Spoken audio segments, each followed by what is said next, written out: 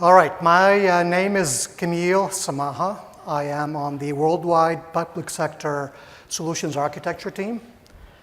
And we have a lot to cover today.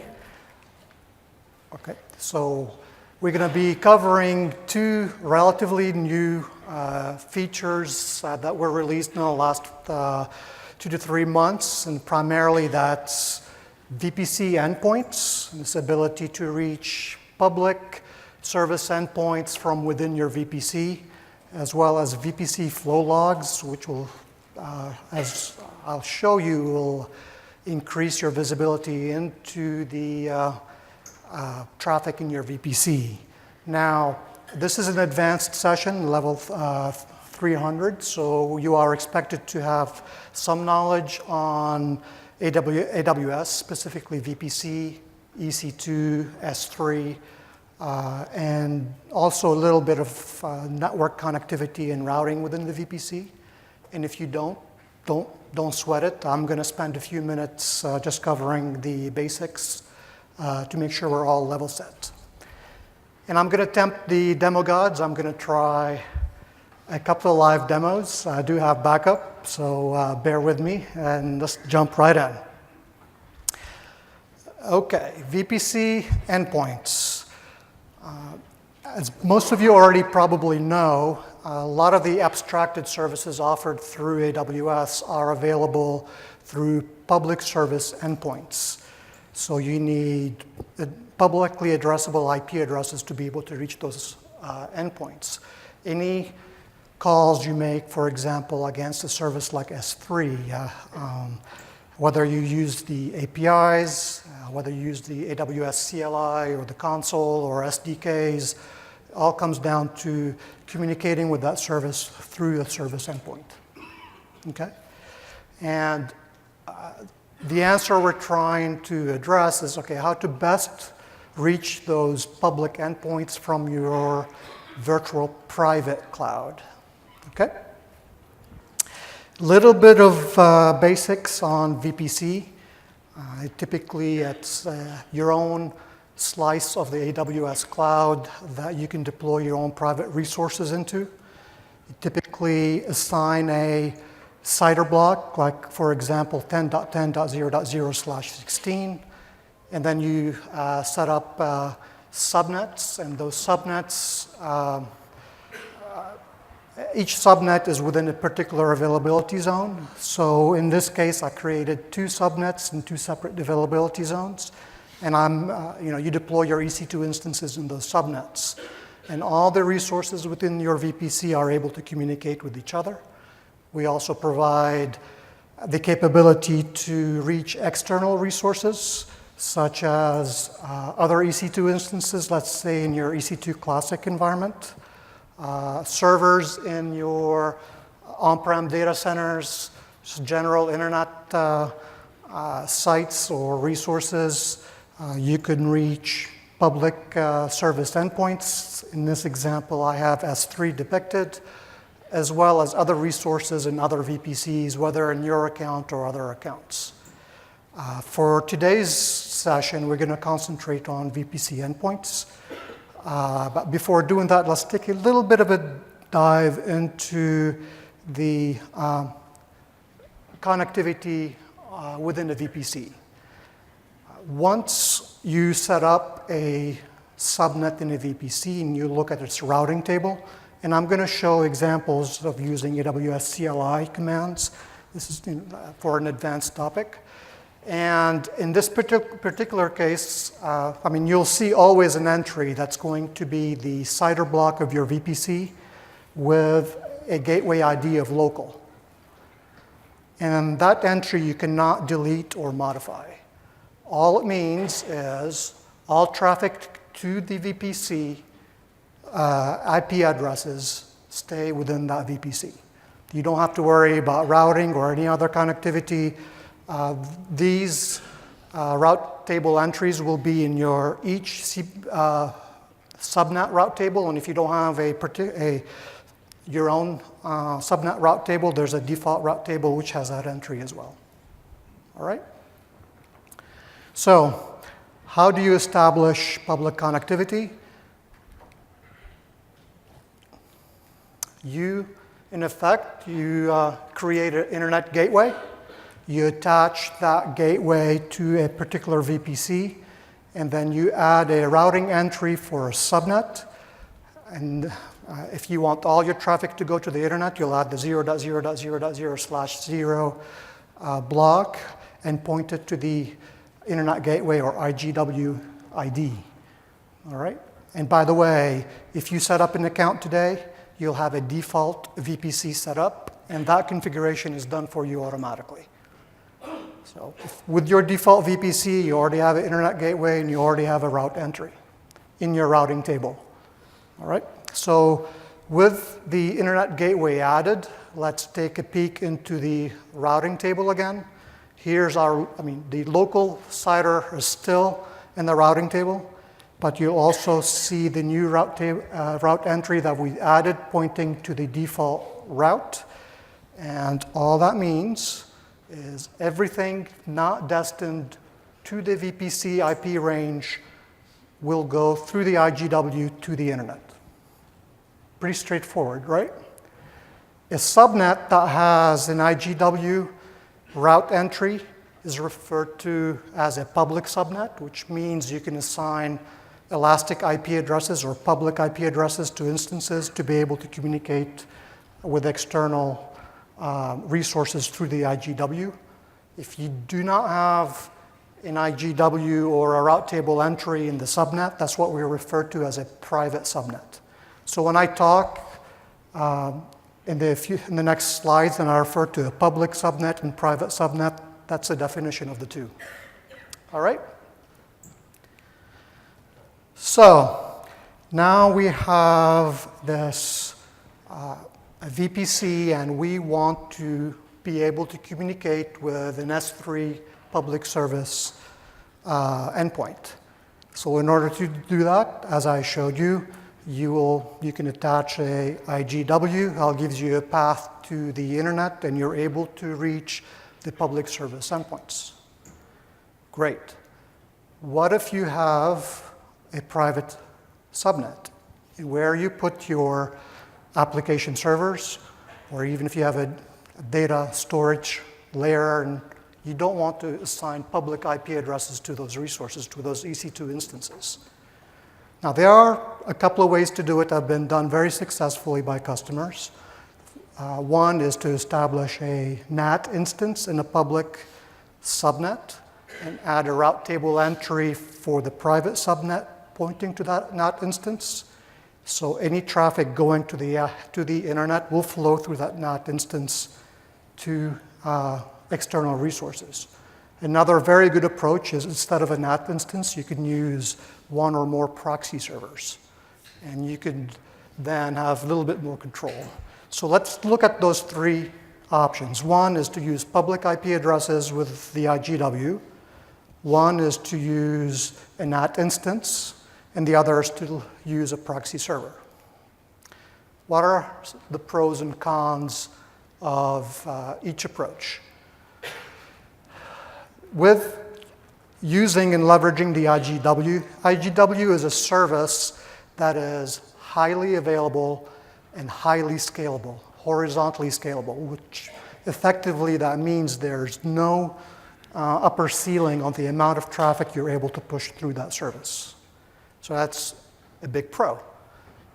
And if you leverage security groups and NACLs, network access control lists, in your VPC, you're able to control which destination addresses and ports are able to communicate through that IGW. Now, what are the cons for that? Is you need to assign a public IP address to an EC2 instance to be able to use the IGW. That might not meet your security profile. And throughout the talk, you'll hear me talk about security. I'm going to look at these two features with a security lens. I work with a lot of government, and security is usually a top topic that we cover. Not that it's not the case with enterprises as well. With the IGW, if you do have access to outside resources, let's say S3, the entire service is accessible. So it could be the buckets in your account or buckets in different accounts. Everything is accessible. And again, from a security perspective, that might not be what the security profile that you're going after.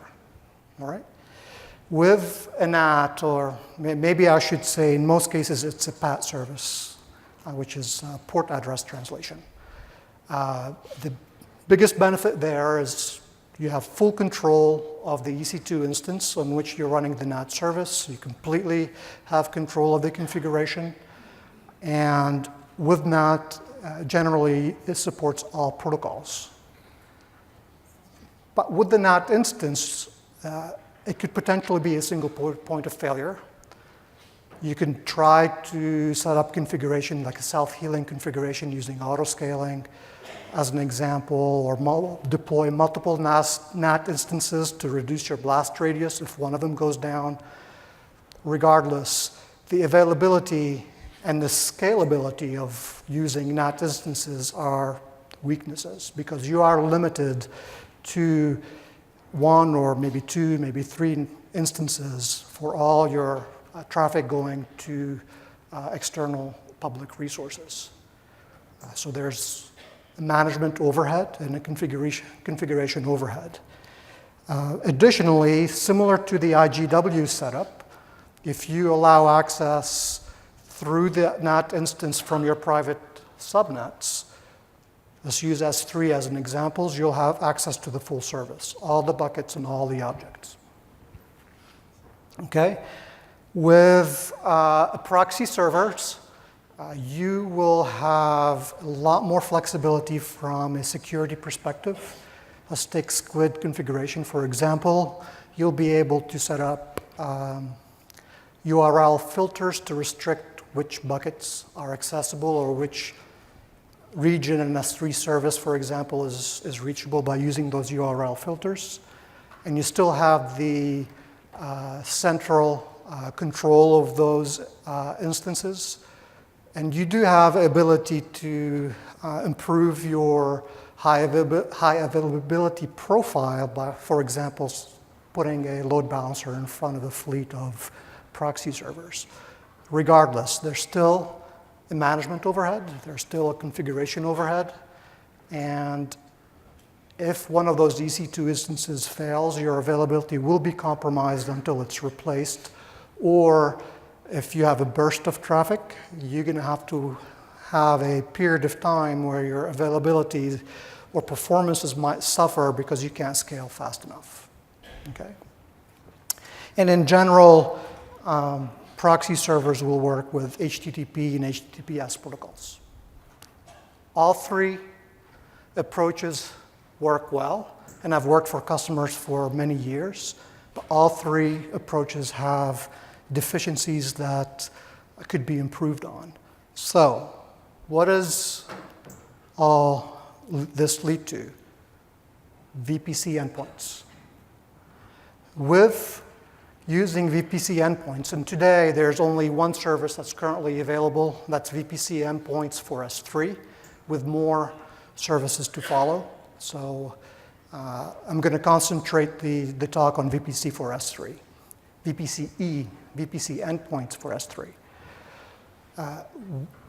In a nutshell, what the service does is allow you your resources in your VPC to reach S3 public endpoints without having to set up an IGW, without having to set up NAT instances or proxy servers.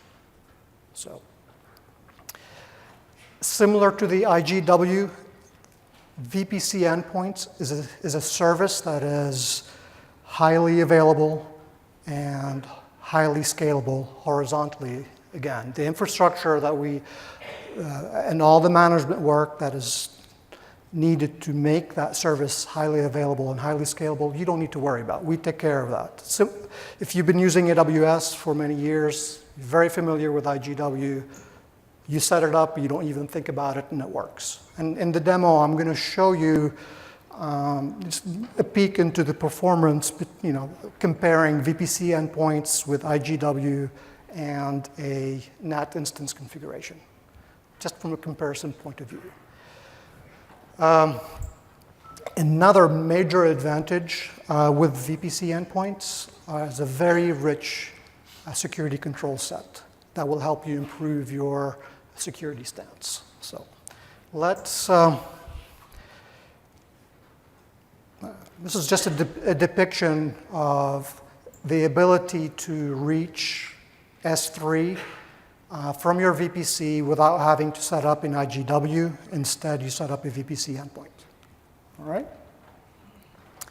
Once you have the VPC endpoint, let's take a quick look again at the routing table.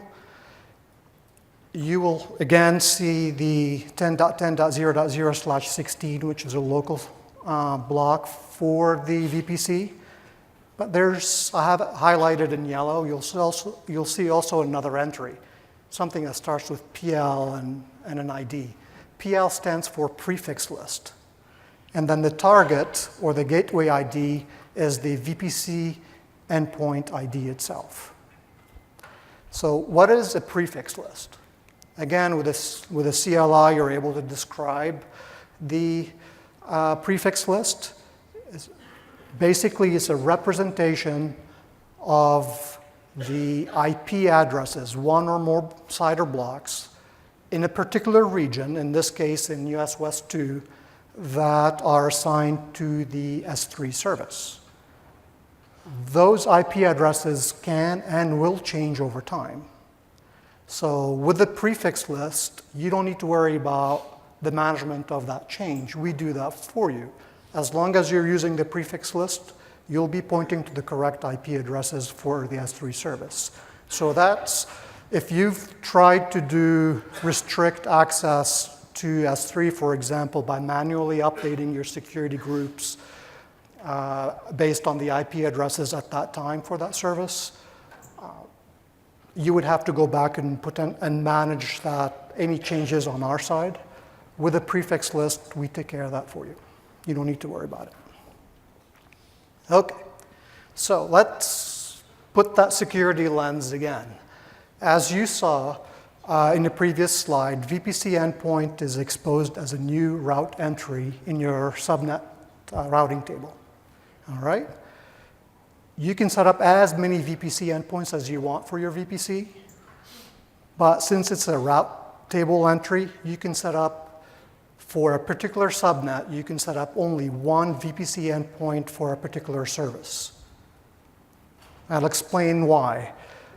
You saw I have a prefix list that's associated with the IP addresses for S3 in a particular region that comes with a VPC endpoint. If I put two of those entries, I'm going to have the same destination in a route table, and then the routing is not going to work anymore.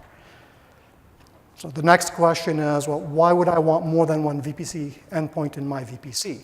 Say you have two subnets with two different security profiles that you want to set up. When you create a VPC endpoint, you have an opportunity, and I'll go into that more in the next slide. You have the opportunity to specify which S3 resources you want accessible through that VPC endpoint. In English, which buckets, in which objects you want that subnet to have access to. So if you have subnet A for developers, you can restrict with one VPC endpoint access to bucket A and bucket B. You have a test subnet. You can set up different policies for S3 resources and restrict it to one bucket with objects that start with test and use a wildcard test star. So that's the reason why you would want to deploy potentially more than one VPC endpoint. Okay. Another, if I go back a couple of times, you see the VPC endpoint has a logical pointer to it. It has an ID. And that ID you can add to your security groups. So you could put an entry in your security group and then restrict at the instance level which instances in that subnet have access or are denied access to to your S3 resources through that VPC endpoint. So yet again, another tool for your security engineers to be able to set up the right profile for the right resources. Very powerful. Okay? As I just mentioned, when you create a VPC endpoint, you'll have the opportunity to define a resource policy. And that with that resource policy, you're able to constrain the actions that can be taken against S3 resources, the buckets, destination buckets, as well as the paths in those buckets, which that means the objects in your buckets. And you can use wildcards to give you the combination that you need. In addition to resource policies, you also can specify S3 bucket policies and restrict access to a particular bucket to one VPC or a VPC or more, or one or more VPC endpoints. So you can think of it, you have on the front end of it, the way I'll look at it, you have your S3 resource policy that you put in place. You also have your bucket policy, and you also can still leverage the identity and access management policy. And all of those are ANDed together to give you the final decision whether you have the permission to run a particular action against a particular object or bucket. So a lot of fine-grained control that gives you an extremely powerful tool set that will enhance your security stance. Okay. Here's a sample VPC endpoint resource policy.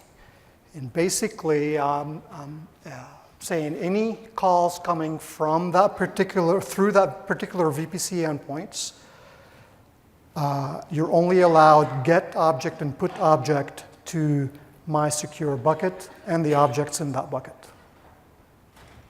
Okay? And here's a sample bucket policy. It says, deny access to this bucket to any API calls except those coming from a particular VPC. And there's a VPC endpoint, and there's a VPC endpoint. And here's the bucket policy that restricts it by VPC ID. So you can do VPC ID with the S3 bucket. You can do VPC endpoint, one or more, or the combination of the two. Okay? And if you have any questions, I'm going to be staying afterwards to make sure I take any questions that you might have. Okay, live demo time. Let me set the stage. What I've done is I created a VPC, and I set up one public subnet, which means traffic from the EC2 instances in that subnet to S3 will flow through the IGW.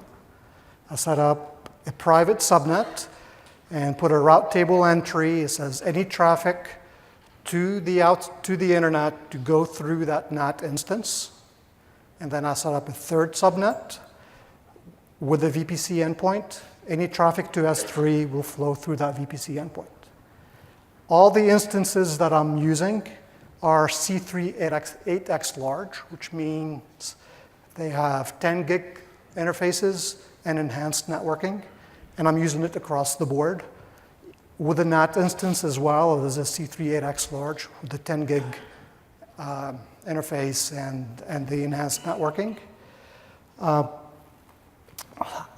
I wrote using Node.js, a very basic API, and I put them on those instances so that I can trigger uploads and downloads from S3 by just making an API call, and you'll see me make those API calls. And I also installed collect D agent on these instances to collect the statistics of the interface, send them to a central RRD database and just use a open source RRD graphing tool to display the performance with these three subnets. So I do have backup slides, so bear with me. Oh no, nothing will go wrong. Now, part of this test, particularly when I'm sending large amounts of data, will take about 15 or 20 minutes. We're not going to sit here waiting, twiddling our thumbs for 15 or 20 minutes. I'm going to skip ahead and show you the results. So it's going to be a combination of live and the recorded demo.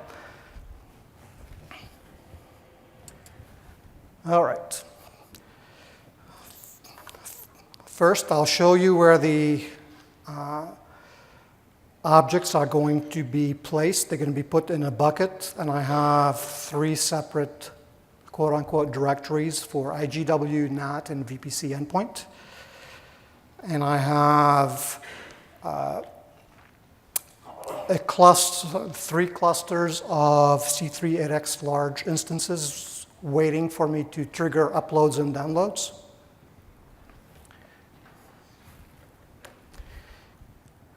And what I'm going to do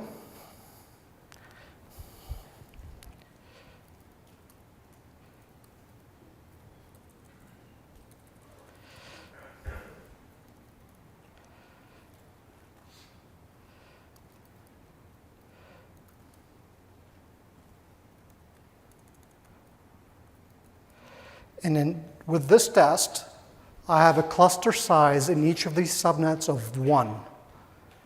And I'm doing so that I can establish a baseline. And that one node in the cluster is going to do a upload to S3 of a 10 gigabyte file and a download from S3 of a 10 gigabyte file simultaneously. So it'll be both uploads and downloads. I'll be leveraging the AWS CLI, which means I'll be doing multi-part uploads and range gets to take advantage of multiple threads and parallelism and get better performance. And here goes. I've just sent 3 API calls to the 3 endpoints, to the 3 clusters, and that initiated the upload and download of the traffic. While this is running, I can show you it's going to be collected using a tool called Facet, and that's going to show me the graphs as the data is collected and sent to the database. But for the sake of time, this was my backup slide with the command that I just ran. And these are the results. The top graph is for the IGW scenario using public IP addresses. And the black graph is for transmit. The blue is for receive. And you'll see it took about a minute or so to upload and download that 10 gig file or object. It's a separate object, basically, is simultaneously.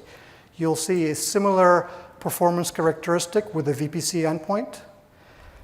As you notice, I put a highlight on the scale for to differentiate that for the test using the NAT cluster. It's a different scale. To make it easier to see, I overlap the download for the VPC endpoint with one node and the NAT with one node, and then you'll see the difference between the two, easier to look at. Now you might question, with one instance, shouldn't I get this similar performance regardless whether I'm using VPC endpoints or NAT, because the NAT instance is a C3 8x large as well. Well, if you think about the traffic flow going through the NAT, because I'm doing simultaneous uploads and downloads. For the uploads, it goes from the EC2 instance into the NAT instance, out of the NAT instance to S3. For the downloads, it goes from S3 into the NAT instance and back out to the EC2 instance. So in effect, you have double the amount of bandwidth. And that's why you'll see a difference in performance going through the VPC endpoint service and one single node for using NAT. All right? So let's kick this up a notch. I'm going to increase the cluster size to 10 instances in each subnet. Effectively, what that means, I'm going to be doing 10 gig file uploads and 10 gig file downloads simultaneously from each cluster. All right? And this will give us a better perspective of the scalability of both IGW and the VPC endpoint. Now, you'll see that first bump on the left-hand side, which is the test we previously did with one node. I left it on there primarily. I did the test right after one after the other, so I can compare the two as well. You'll see with both IGW and VPCE, it took about a minute, regardless whether it's one 10 gig file or 10 gig files. So all we've done is we didn't have any performance, we didn't suffer any performance penalty, we just scaled out. Well, you'll see with the NAT instance, we effectively hit our ceiling from a bandwidth, and it's, in this case, the downloads and uploads are not done yet. Okay, this is just the same snapshot, but only looking at two graphs, primarily the VPCE download and the NAT instance download. Again, you'll see the one node clusters versus the 10 node clusters. With the VPCE, we're already done. All the downloads are all done, while with NAT is still ongoing. All right, let's time pass. And finally, the NAT cluster is done, what is that, about 20 minutes or so later. And putting them on the same scale gives you a better idea of, and a better comparison between the two. Now, if you're a math geek like I am, the area under the VPCE in black will be equal to the area under the blue line, and that's exactly what this shows. So the point I'm trying to bring across is with VPC endpoints, similar to the IGW, you don't need to worry about this scalability of the service. It will automatically scale and support virtually any amount of traffic you can push through it. You don't need to think about it twice. If you do it with the other two approaches, you have a lot of administrative and configuration overhead, and you won't even reach the same performance or availability points. Okay? Well, let's see if my live demo, if I have anything. Here we go. And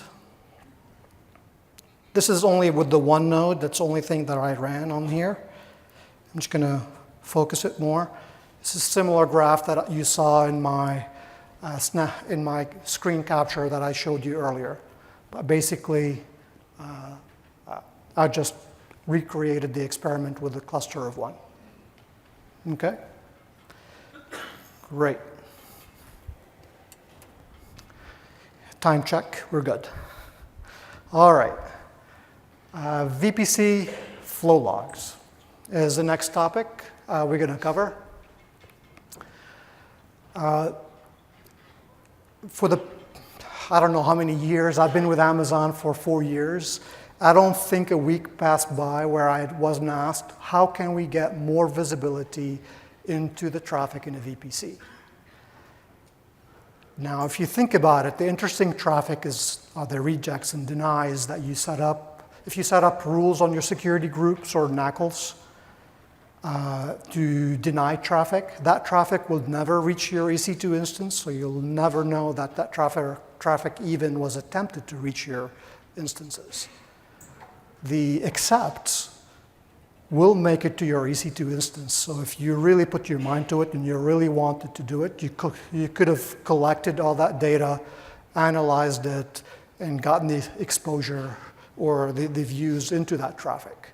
So when I say the reject traffic is the interesting part that we've uncovered because it was not visible to you before. With VPC Flow Logs, both accepts and rejects on your security groups and NACLs are made available to you to analyze. Okay?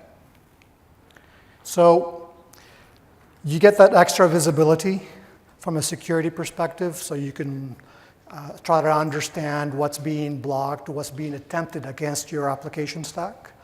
But also there's a strong benefit for your network and system administrators to be able to troubleshoot any potential connectivity problems, and also to do any analysis on any interesting patterns that you might see as far as like behaviors that your applications are driving, or are you seeing what you expected to see from your application. So all that data now is available for you to be able to analyze.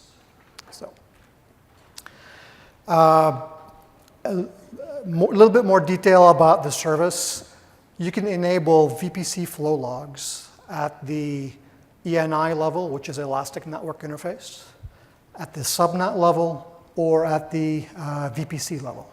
Now, if you enable it at the VPC level, all ENIs in that VPC will have flow logging turned on for them. So they will inherit that from the parent VPC.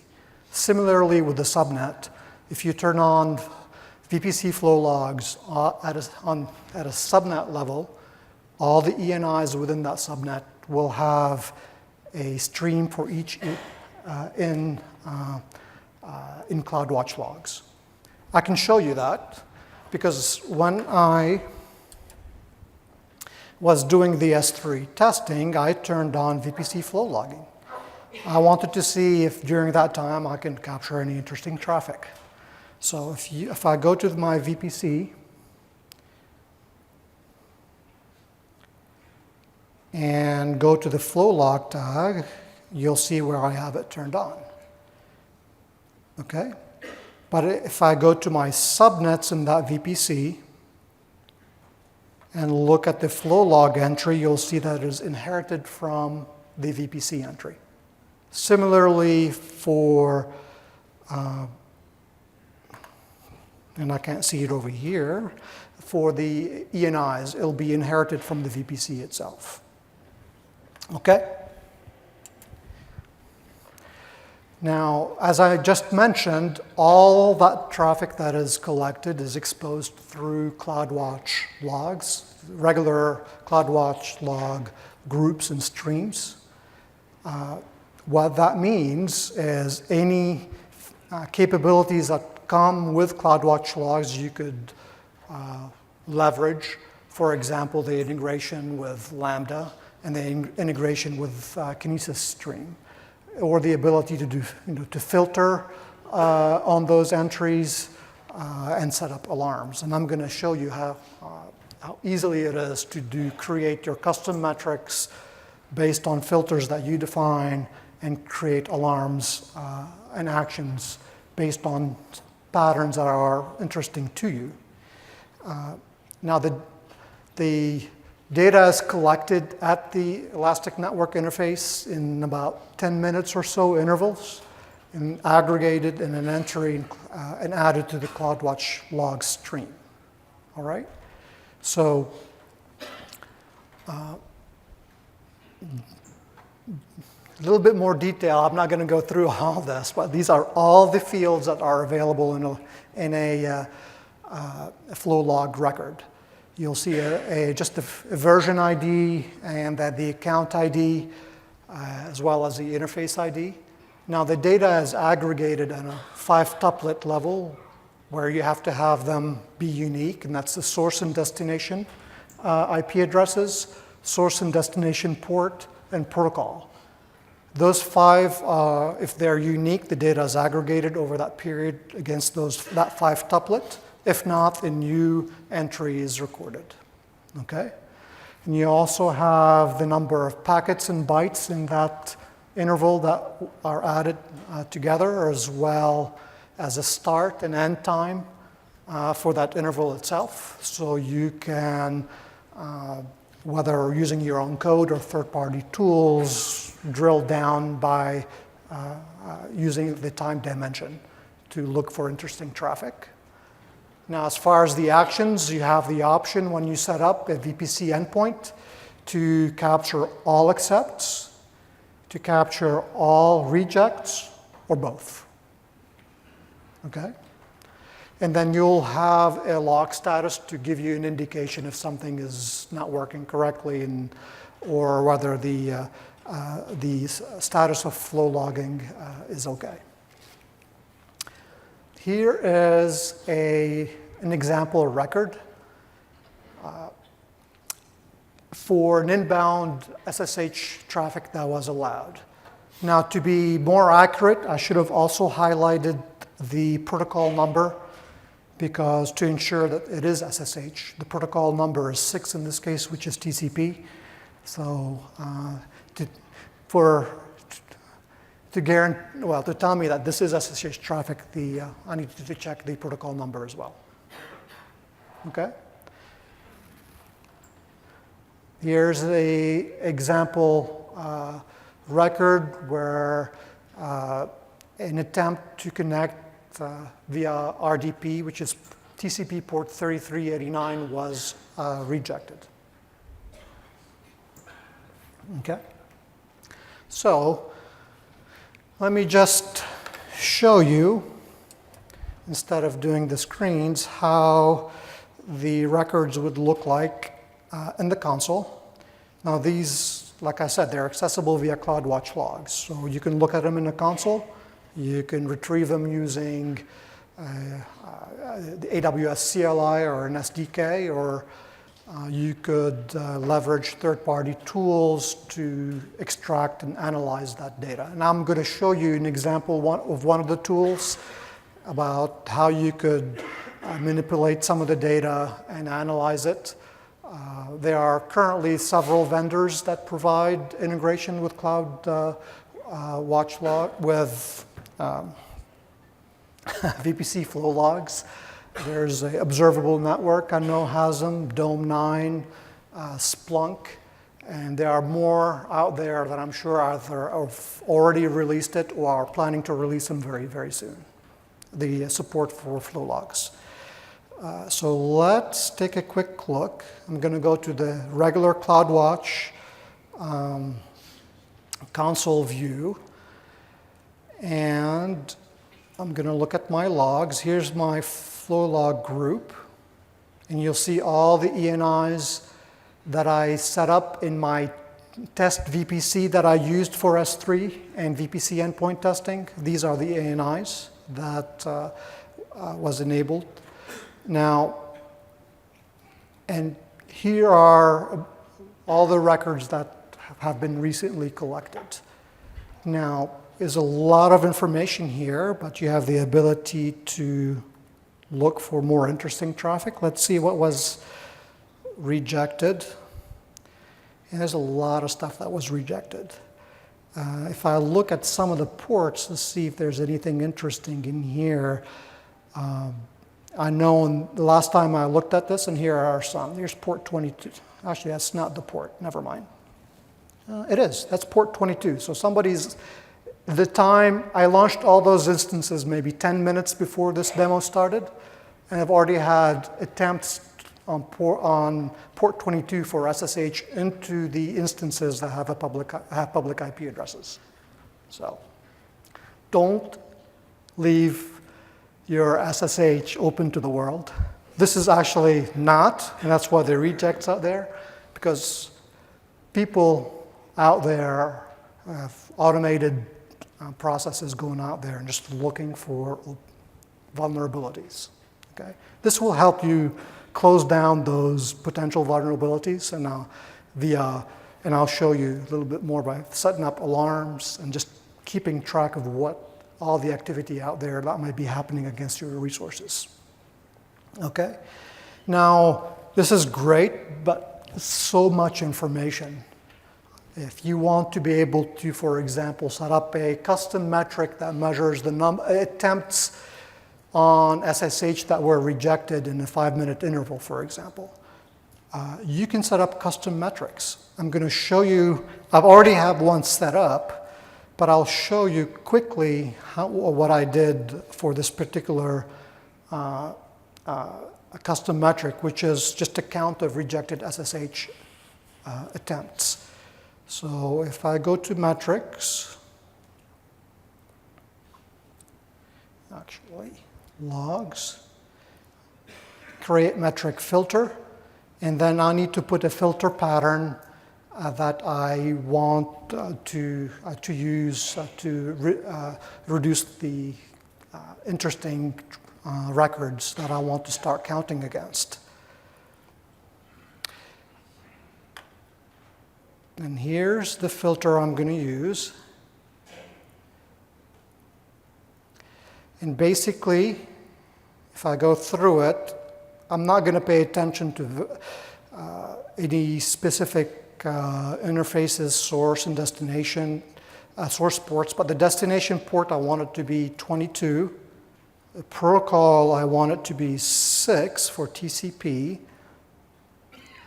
I want the action to be reject and the status to be OK. So by doing so, let me see if there's any interesting traffic. What it does is to be able to test your filter patterns, it has a small subset of the traffic available for you that you can test against. In this case, there weren't any rejects, but it's OK. I know this pattern works because that's what I set up in my in this particular metric right here that I've saved. And once you have a metric set up, you can then create alarms against that metric.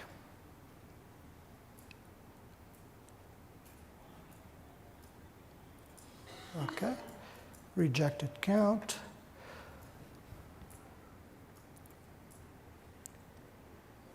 Okay, I can't see. Here's the create alarm. Sorry, I couldn't see the button. And you'll be able to specify the threshold that you want to set on the count of SSH rejects and the action that you want to take if that threshold is breached. Okay. Now, I do have an alarm set up that does the threshold is set up to 20 with a 5-minute interval. In this case, it has not been breached yet here. So, but let's see. I've already had attempts.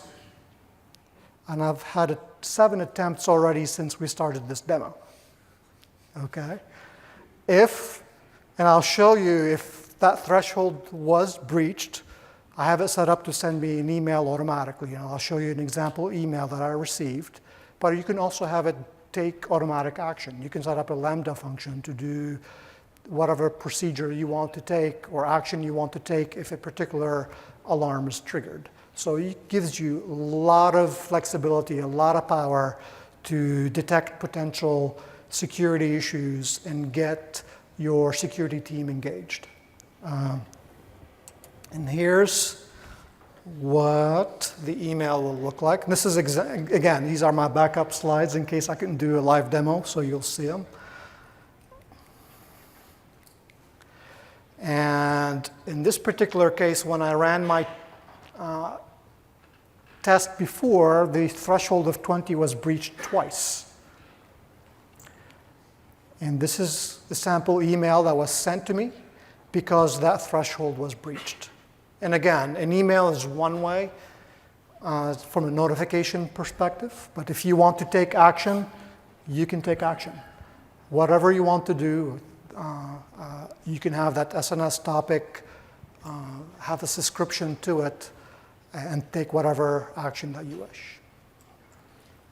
Okay. As I mentioned, there's a lot of information and a lot of hidden information in that data. You could leverage visualization tool available through third parties. In this case, I'm just showcasing the user interface from observable networks. There are others of your preference that you could choose. And you can dissect the data through different views. You could look at the top active devices. In this case, This is going to show a lot of traffic to and from S3 because I did it in conjunction with a test I ran earlier. You could drill down on each instance, for example, and look at the interesting flows from that one particular instance. As you'll notice on the screen, there was traffic coming from a foreign country that could be interesting. In this case, if you look at the port numbers, HTTP 80, well, you might want to open up a ticket or might not. Now, you're not going to go through this visually and looking for potential activities. You can set up rules, again, through these third-party tools to either notify you or do whatever action that you want to, depending on the capabilities of the tool. So you can take different views. This is a connectivity view, and also combined with a bubble. So the bigger the bubble, the more traffic. And I highlighted one of them, and that's one of the S3 endpoints. But there's also, if you notice, there's an alert next to this particular instance ID. So if I drill down into it, I set up an alert to say if there's SSH attempts from addresses or foreign sources, go ahead and trigger an alert. It gives me the ability to drill down further. It gives me a hint of the source country as well as the IP address so that your security team can take appropriate action if it falls within your security protocols. So when I said the rejects are the interesting traffic, it really is. It's what security engineers want to know what's going on out there. And whether you use custom metrics and alarms, third-party tools, or the combination of the two, it gives you a lot of control and opportunity to improve your security stance. Okay. So that's the end of my talk. VPC networking is very integral part of any security conversation, and we'll be continuously releasing more features that are security-centric to give you more control and more visibility into what's going on in your environment. And remember to please fill out your evaluations and make sure you go to replay tonight. Thank you.